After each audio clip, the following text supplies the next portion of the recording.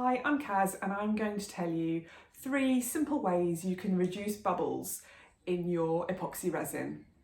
The first way is when you're mixing your epoxy resin, make sure you're stirring it slowly and surely.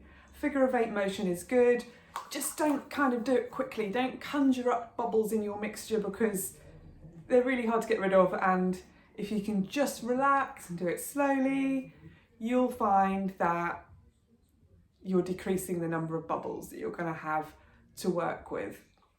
The second way of reducing bubbles in your work is to get one part of your resin, it's part A. In my case, I'm using a 1:2 ratio resin, so it's the bigger bottle. Some resins are 1:1, it's just that part. Make sure it's not stone cold. You can put this in a tub of warm water, not hot water, because that makes the resin start curing really quickly. Then you've got a whole load of other problems. But just to take that cold edge off the resin makes a really massive difference. I found this really helped me in my work.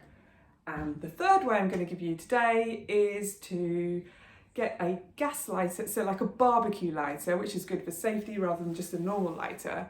And you can just run that flame across the top of your work once you've poured the resin, and you'll see all the little bubbles popping away and disappearing, leaving you with a really pretty piece.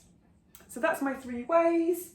Stir it properly, make sure your resin isn't stone cold, and use a flame across your piece. I really hope those 3 things have been useful for you. I wish you loads of luck in your resin crafting. Tag me in anything you do. Come and find me on Instagram. I'm Jewellery, where I make all sorts of things like this. I'd love to hear from you. Subscribe and let me know any projects you'd like to see. If I can do it, why can't you?